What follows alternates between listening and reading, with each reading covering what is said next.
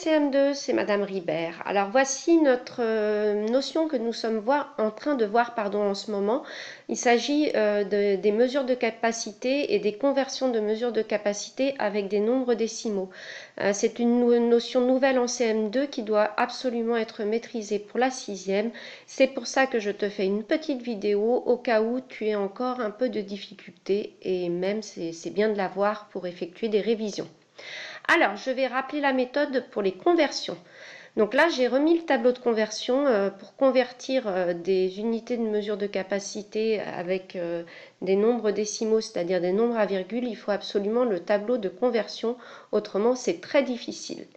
Alors, je rappelle la méthode. La première chose à faire, c'est d'écrire la conversion de départ dans le tableau. Ici, on a 80 litres, donc je l'écris dans le tableau. Je rappelle que le 0 va dans les litres et le 8 dans les décalitres. Et je dois convertir en hectolitres. Alors là, je ne me dis pas aussitôt, je mets les zéros manquants. Je place d'abord la virgule. Donc je rappelle, première chose, je place la mesure dans le tableau. Ensuite, je place la virgule. Et ici, comme on veut des hectolitres, je mets la virgule bien à droite dans la case, dans la colonne des hectolitres.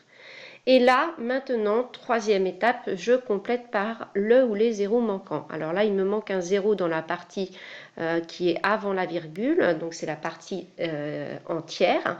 Donc le résultat, c'est que ça fait 0,80 hectolitres. Alors, je passe au suivant. Je rappelle la méthode. Je place d'abord la mesure de départ dans le tableau. Donc ici, c'est 370 centilitres.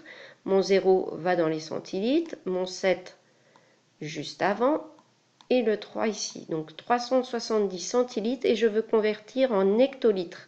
Alors pour l'instant, je ne mets pas les zéros. La première chose, c'est que je mets la virgule en deuxième dans la colonne des hectolitres bien à droite. Et maintenant, je suis obligée de compléter ici cette colonne vide par un 0 et la partie qui est avant la virgule, la partie entière, je suis également obligée de la compléter par un 0. Donc ça fait 0,037 hectolitres.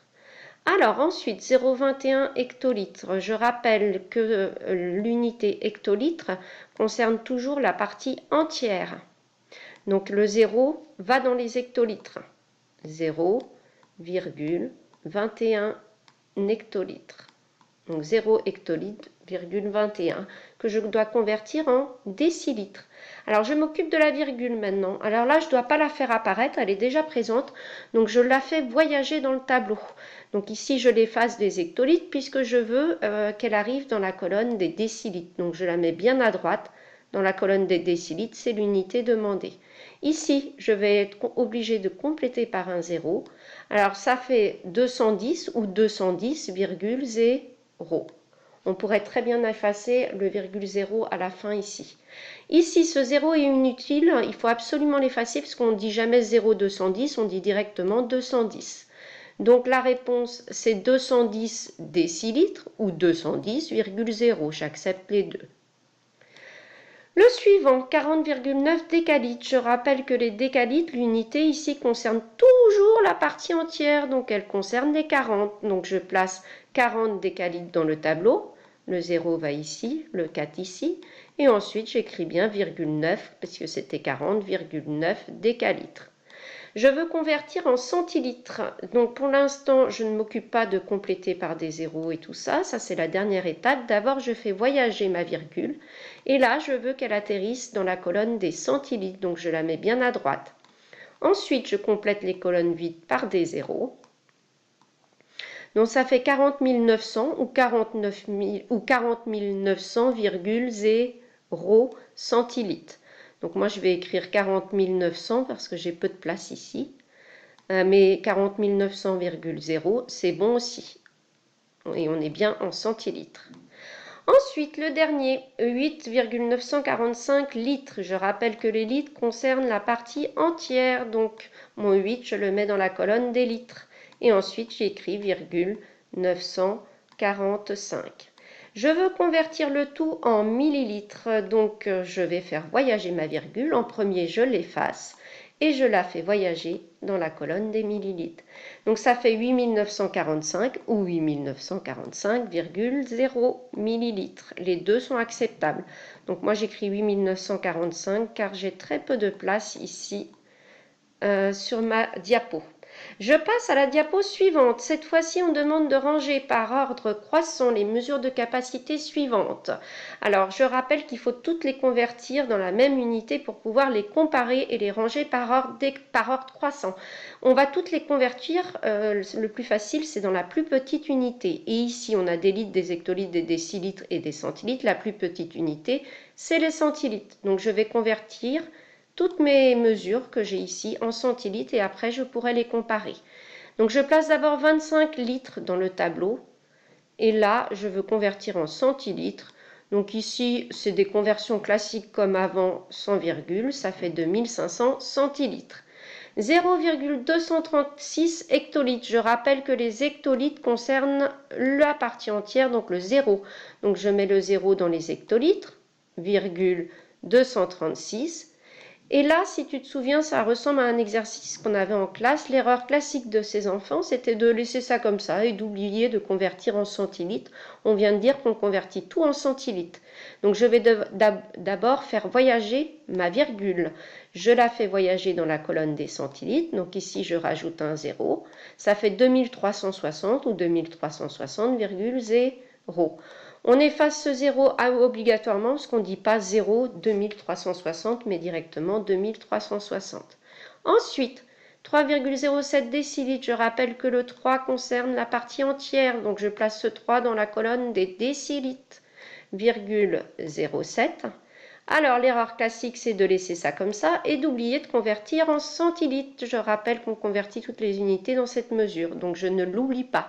Pour ça, je vais faire voyager la virgule, je l'efface, et comme je veux des centilitres, je la mets dans la colonne des centilitres. Donc ça fait 30,7. 194 décilitres. Alors là, je place comme d'habitude, il n'y a pas de virgule, 194 décilitres. Et je dois convertir, je n'oublie pas, en centilitres, donc je rajoute juste un 0. C'est la même chose que 1940 ou 1940,0. 2,04 décilitres, je rappelle que les décilitres concernent la partie entière, donc concernent le 2. Donc je mets mon 2 dans les décilitres et j'écris 0,04. Mon erreur serait d'oublier de convertir en centilitres, je n'oublie pas. Donc j'efface la virgule et je la fais voyager dans la colonne des centilitres, ça fait 20,4. Et enfin le dernier, c'est facile, mais je rappelle quand même que les centilitres concernent la partie entière, c'est-à-dire avant la virgule 2679 centilitres. Donc je place bien mon 9 ici, mon 7 ici, mon 6 et mon 2, et j'oublie pas que c'était virgule 5. Et celui-ci, j'ai pas besoin de le convertir, ma virgule est déjà dans les centilitres, c'était déjà en centilitres. Maintenant, pour classer, il me suffit de comparer les parties entières. Je regarde la partie avant la virgule. Je dois classer avec les unités de départ et je rappelle qu'on classe bien par ordre croissant. Donc le plus petit, c'est 20,4, mais attention, au départ, c'était pas 20,4, c'était 2,04 décilitres. Je mets bien les signes hauts, je ne sais pas ce que j'ai tapé, entre les nombres. Ensuite, donc celui-là, on l'a mis, je peux l'effacer. Donc toi, tu fais la même chose quand tu travailles sur ton tableau de conversion plastifié. Le deuxième plus petit, c'est 30,7. Donc au départ, attention, c'était 3,07 décilitres. Donc j'ai écrit 3,07 décilitres. Ensuite, je mets bien mon signe plus petit que, donc celui-ci je peux l'effacer parce que je l'ai rangé. Je compare mes autres parties entières, le troisième plus petit. Alors 2500 c'est 1940. Alors au départ c'était pas 1940 mais 194 décilitres. Donc ici j'écris 194 décilitres. Plus petit que, je continue, donc je l'efface bien dans mon tableau. Le suivant, qui est le plus petit, c'est 2360. Donc au départ, c'était 0,236 hectolitres. Je classe bien avec l'unité de départ. Très bien. Ensuite, donc je peux l'effacer. L'avant-dernier, Le plus petit entre les deux, c'est 2500. Et au départ, attention, c'était 25 litres. Donc j'écris bien 25 litres. Et ensuite, le dernier, qui est évidemment le seul qui reste, c'est celui-là, 2679,5 centilitres. Donc voilà, j'ai bien rangé mes unités par ordre croissant, de la plus petite à la plus grande. J'ai dû tout convertir en centilitres et il faut bien bouger la virgule dans le tableau, ne pas oublier de convertir. Passons au dernier exercice de rappel. Cette fois-ci, nous voulons additionner des mesures de capacité suivantes. Je rappelle que pour les additionner, on doit absolument, avant tout, toutes les convertir dans la même unité. Comme d'habitude, par convention, on choisit la plus petite. Alors ici, on a des hectolitres, des décalitres et des centilitres. La plus petite, ce sont les centilitres. Donc je vais tout convertir en centilitres et je vais directement additionner dans mon tableau.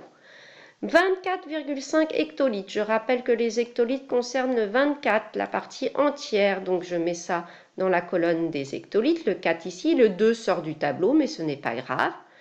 Ça peut arriver, virgule 5, et je convertis tout en centilitres. Alors la première chose à faire, donc, c'est placer le nombre dans le tableau. Je l'ai fait. Deuxième étape, je fais voyager ma virgule ou je la fais apparaître. Ici, je dois convertir en centilitres, donc je la fais arriver bien à droite dans ma case des centilitres. Et je complète ici, ici et ici par un 0. Je peux également mettre un 0 après, virgule 0, ou alors c'est la même chose que d'écrire, on peut effacer ce virgule et ce 0, que d'écrire 245 000 centilitres. Donc on a 245 000 centilitres pour le premier. Ici, 5,7 décalitres. Je rappelle que les décalitres concernent toujours la partie entière. C'est le 5, donc je place le 5 dans les décalitres et j'écris virgule 7. Ensuite, j'ai placé bien mon nombre. Deuxième étape, je m'occupe de la virgule. Je vais la faire voyager. Je rappelle qu'on convertit tout en centilitres. Donc, je la mets bien à droite dans la case des centilitres. Ici, je complète par un 0, et ici, je peux écrire virgule 0.